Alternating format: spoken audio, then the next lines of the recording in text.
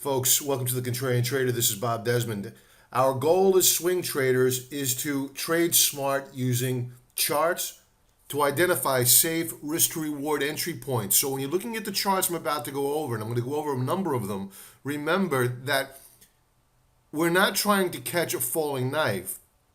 What we're trying to do is we're trying to identify using multi-period charts, whether they be daily, weekly, intraday charts, monthly charts, great risk-to-reward entry points. We also want to find stocks that have great potential for a short squeeze, or stocks that are oversold but have great fundamentals, that have a value to them. It's those catalysts that propel the stock higher. We look to take advantage of the inefficiencies of the market. We all know that the markets can become extremely overbought and extremely oversold. It's those inefficiencies where, believe it or not, you have great risk to reward entry and exit points. Let's begin.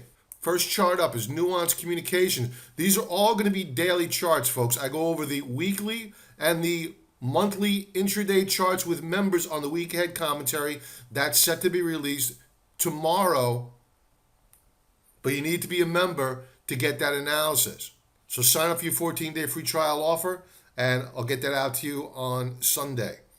All right, so we're taking a look at Nuance Communication, NUAN daily chart. Note the topping action, topping tail on Nuance Communication. We might just be at a great historic support level. However, we don't know that until we pull out to a weekly chart. We like to use indicators, and the indicators are telling us that on the RSI, we're at extreme oversold levels. That being said, price action trumps the performance of individual oscillators and indicators. And right now, what we're seeing is topping action, potential selling up here at $16 per share. We don't see a great profit potential at this point in time between $15.50 and $16 to put this trade on. However, we will pull back to our weekly and monthly charts to see whether or not we have a good risk to reward entry point at any point lower than where we are right now. Given that we know that $16 per share and $16.50 is resistance, we know that when we enter the stock, well, we know where we have our exit points should we choose to exit the stock. Volume to the upside remains high. We also take a look at volume. Volume these past several days on Nuance has been considerably high. This is distribution. The stock is still under distribution. The one saving grace that I'm looking at is on Friday, it did have some buyers come in to bid the stock back up. I don't like the topping tail. That means later in the day, they came in and they started selling late in the day. Let's just take a look at the intraday chart and I'll show you what I mean. And here you go. Late in the day, 15-minute period, they came in and they sold the stock off on rising up volume into the close. So we may just hold this level. You never know. However, the jury's still out on it, and we'll take a look at it much closer on Sunday with members. Next stock up, Convanta Corp. We've been watching this one for a couple of weeks now. CVA, the symbol, and YSE traded stock. Good bottoming tails here at $17 per share. RSI is at 16. Volume, clear distribution on the part of institutions. This is a concern. It should be for anybody that's long of this stock. Slow stochastics are looking good, possible double bottom. I'm seeing resistance at $17.50. However, we do have support at $17 per share. I don't like the fact that you're going to have the 50-day moving average threaten to take out the 200-day moving average. We might pop higher.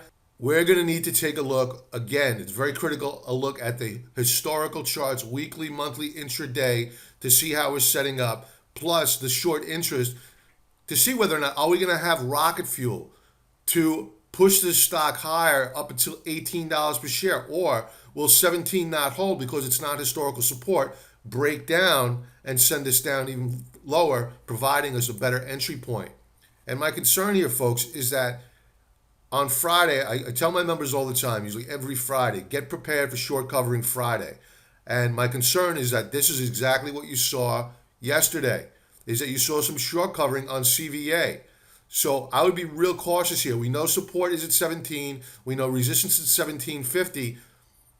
I question whether or not we're going to be able to hold 17, and I don't see the from a value perspective entering CVA just now. So the jury's still out. We'll need to do a little bit more analysis. I'll cover it on the week ahead commentary. Members, stay tuned, please. Higher One Holdings. Love this stock. Great short interest in the stock. We traded it from down here when nobody else wanted it. The stock rallied. We booked profits, and we've been watching for a re-entry point ever since. We know that right here is resistance.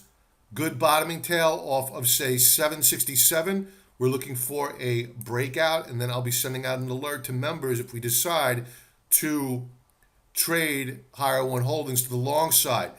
A little bit of choppy action on the Stochk RSI. However, it is consolidating. I'm willing to discount the performance of the oscillators in favor of the price action. Right now, price action is pretty good. However, it hasn't proven itself just yet.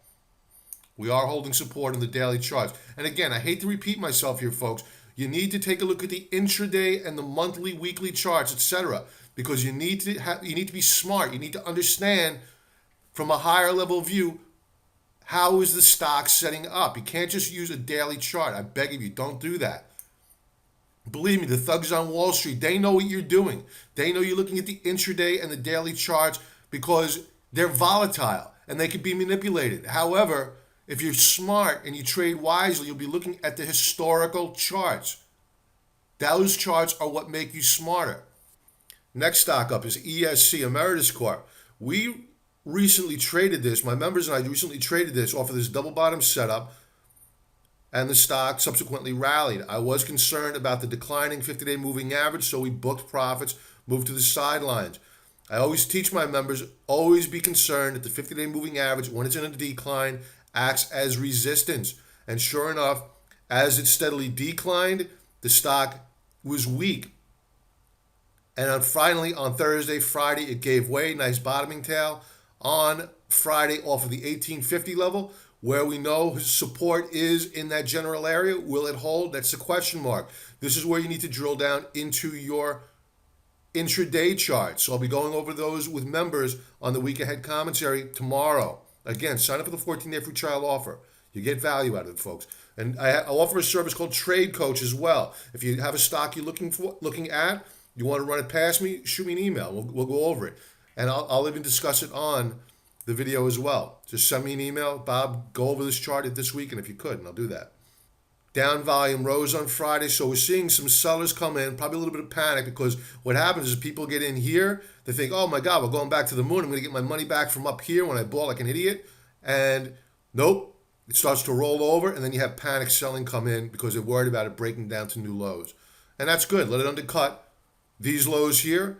And as soon as we see a snapback rally, well, we just may be jumping all over it. Our next stock up is Herbalife, symbol HLF. This is one where we recently took a loss on. Yes, I'm admitting I took a loss on it. And it's funny how I look at my competitors both on TV and on other websites, and all you hear are about their winners. I mean, there's nothing more silly. I take pride in taking small losses. There's nothing wrong with saying that. We entered Herbalife here, right here in this pennant formation. I sent out an alert to members. We close above this declining downtrend line. We are going to stop out, take a small loss. We took a 2.5% loss. And what we were looking for was a break down below this support level, hoping that we would retest the $60 per share level and then look to add to our shorts. What were we looking for on this chart? Head and shoulder setup. Left shoulder, head, right shoulder. But these charts can be deceiving. These setups aren't 100%. So just because it appears to be a head and shoulder setup doesn't make you right. That's arrogance if we're thinking that way. We don't want to think that way. We want to be open and self-aware to the fact that we could be wrong. Where's our logical stop-loss order? If we see a breakout above this declining downtrend line. We got to close above that declining downtrend line ahead of earnings. We have to assume somebody might know something about earnings being better than expected. First out, best out. We move to the sidelines. The stock did subsequently rally. We would have been panicking up here at $70.60 rather than down here at $67.50. And what happened? The stock rolled over, broke back down. This is what you call a breakout point failure. And we're looking to short Herbalife once again. Just be careful of the volume. It's not that high. So members will be going over this on the weekend commentary. Set to be released tomorrow. YRCW,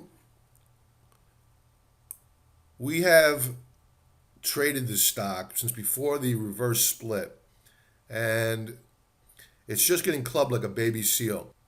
RSI on YRCW is 1850. Not quite oversold for us just yet. I don't like the fact that the 50-day is definitely, absent an act of God, is definitely going to cross below the 200-day moving average. Now, that becomes less of a technical event the further the stock moves away from these moving averages, because it's pricing it in. The markets are pricing in this negative convergence, and this actually becomes a bullish entry point, because we know soon thereafter we have this negative crossover, usually get a short squeeze. Thursday's price action was quite bullish, a great key reversal. We'll be taking a look at the news on YRCW to see what was out there that caused this to happen. I haven't done my research on it just yet. It did try to rally off of that key reversal on Friday, and it failed. Resistance at just shy of $10 per share. We're going to come right back down into this support level here. I don't see any way around it. Distribution, definitely retail distribution at these levels. Note the high volume bars. Slow stochastics are looking good. All right, so this is one where you need the markets to tell you where your best risk reward level is to get involved with. You would have thought that on Thursday you would have had that given this key reversal, and this is what we look for. However, it just doesn't always work out. All right, next stock up is Bioscrips Inc. Not sure what they do. I don't care. I watch the charts, and I'll leave the fundamental analysis for those who think they know exactly what's going on in the boardroom and don't. RSI on Bioscrips is about 16.33. Interesting, but stocks that are this low priced, that doesn't make them cheap just because of the low price. Okay, so please don't take what I'm saying as a signal that the stock is inexpensive. For all I know, it could have a P of 1,000 or have no earnings whatsoever. So we have an RSI at 16.33. Good bottoming tail on Friday. We don't know where historic support is here, so we need to pull back to the weekly and monthly charts. ADX line, very, very overbought, which is bullish. I like the slow stochastics. They're not putting in lower lows. That's a good sign. So my guess is on Bioscrips, you probably have a decent amount of shorts, and that would be our catalyst for the stock to get propelled higher. So I'll be going over this stock with members on the week ahead commentary, and as I will be with all of these stocks.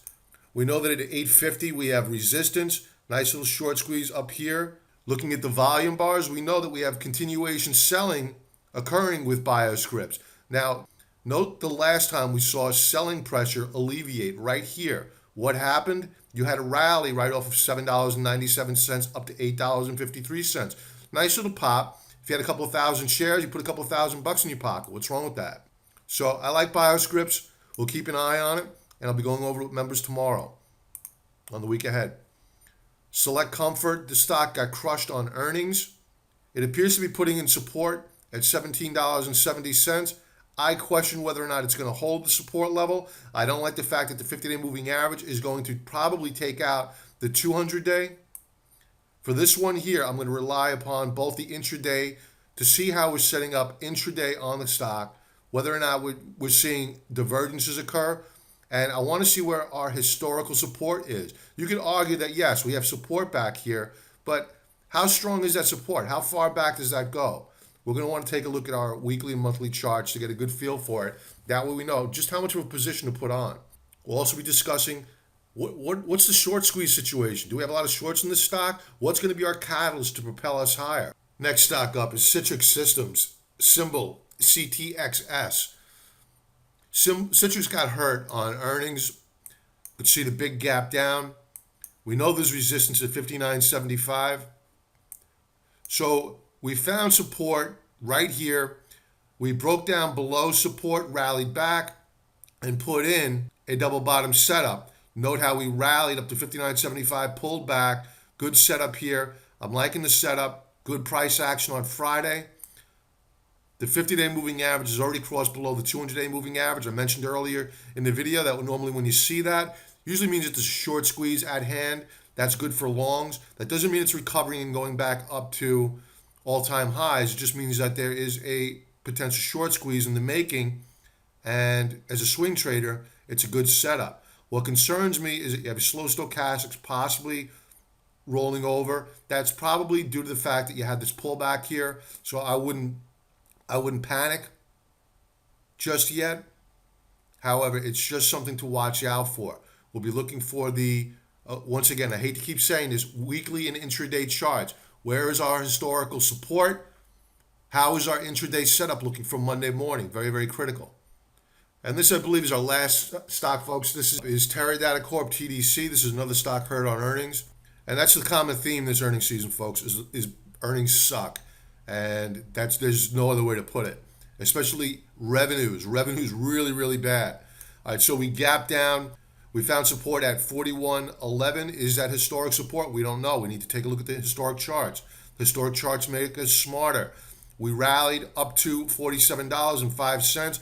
If you traded this as a swing trade, this short squeeze, congratulations. We know this 47.05 level is resistance. You should be looking to book profits because we're probably going to come down a little bit lower. Volume is dropping off some, although still above average. Friday was below average. Jury's still out on the slow stochastic, possible double top setup, very similar to what you saw up here. If we double top up here below the 50 level, the stock is going considerably lower, folks. So please, just be careful. You need to know where your buyers are. That's why we use historical charting. Williams percentage R looking really good. I like this setup.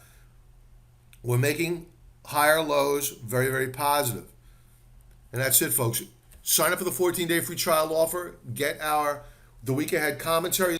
Please leave a comment below. Provide feedback. Just be polite, please. All right, I'm a sensitive guy.